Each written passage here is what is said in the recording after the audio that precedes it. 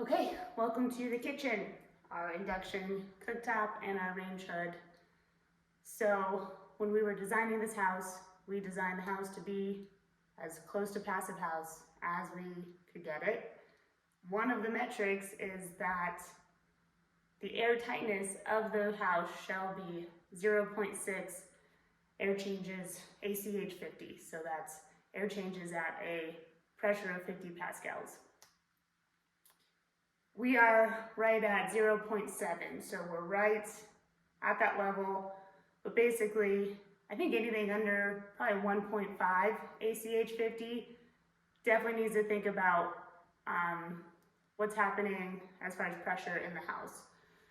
Anyways, so when I was picking out the range hood, my friend who helped me design the whole house, who specializes in passive house design, was saying that you need makeup air. And I come from more of a code background, and per the IRC, you don't need makeup air if your range hood is 400 CFM or less. You only have to have makeup air if it's in excess of 400 CFM. So in my mind, I'm like, I don't need makeup air, because this is right at 400 CFM or less. Granted, there's 4 different levels, so it goes anywhere from like 120, 270 maybe, and then 3 something, and then finally 400 CFM. So I wanted to check this out. And I've got my manometer over here, I've got my reference tube going to the outside, and I've got the inside tube just open to the inside, measuring the pressure difference between inside the house and outside the house. And honestly, I didn't want to do makeup air because we installed the mechanical systems ourselves, and that was just too much brain damage at the time. So let's find out how much negative pressure this range hood induces on the house. Okay, so we are at just level 1 of the range hood going. Wow. We've got a negative pressure right now of 17. That is huge. It's really preferred to not have any more than 3 pascals of pressure difference between the inside and the outside. And we are quite a bit above that.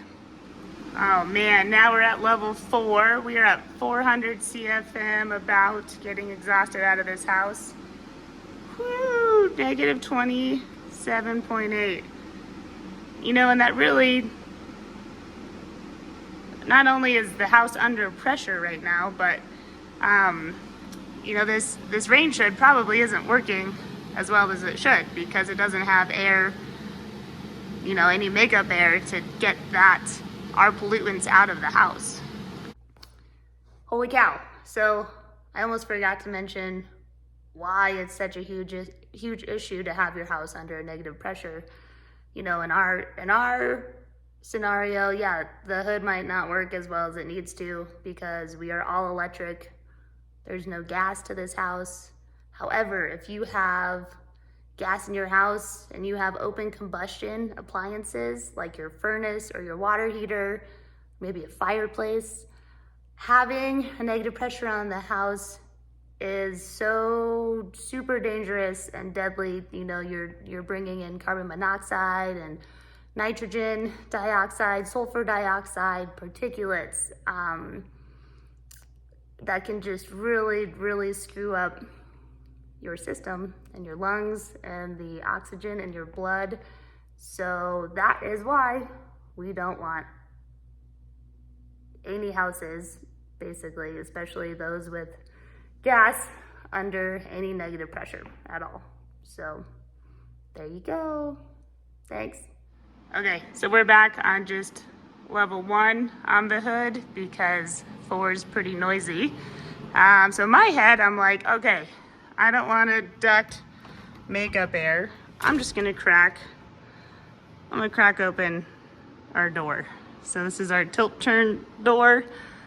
Got some gappage there. Let's see what our manometer's at. Oh, now we're talking. So now we're getting kind of right at the maximum pressure differential that we want. That's good. That's good. So typically we've got a 6-inch duct coming out of here to the exterior. For a passive system, you essentially kind of need 2 to 3 times that size. So, you know, either a 18-inch duct or the area of that, which is close to what we have with the door. So if I open this all the way, you know, like actually crack it, now we're at about -1.5. So let's see if that can handle our 400 CFM.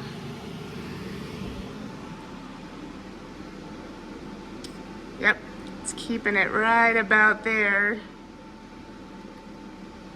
But man, now our problem is we're just bringing in all that cold air. Okay, so I guess we do need some sort of makeup air, whether that's passive, which is what we have right now, or we can install something mechanical that would have a damper, and ideally something that has a preheater, right? So instead of dumping in all the cold air in the winter, you can run that air through a preheater, and then it'll help with that makeup air, but not freeze you out. So yeah, maybe we'll consider that. Another thing I wanted to note is, I mean, you definitely want to exhaust your range outside.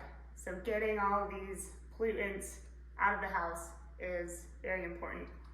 And making sure that your range hood is sized appropriately is also recommended. So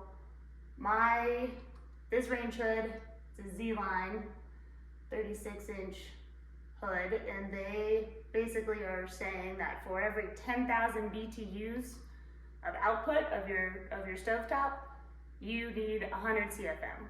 So while this is an electric induction, so they don't rate it in BTUs, it's rated in watts. So I just added up all the wattages of the 4 burners.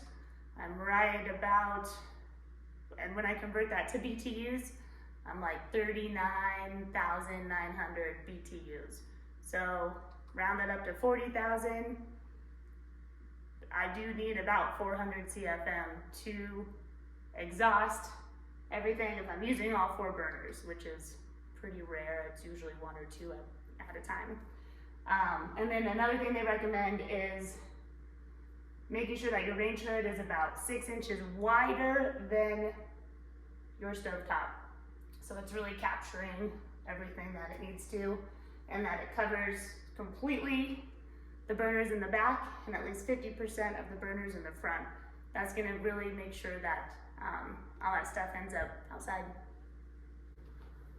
All right, well, thank you for taking your time to watch this video, and it's a little nerdy, but hopefully it makes sense. And yeah, I'll let you know if we pursue a mechanical makeup air system with a preheater. We'll see. If not, we're just gonna keep cracking that door and maybe making sure we just grill outside in the summertime. So thanks everyone, please subscribe and have an awesome day.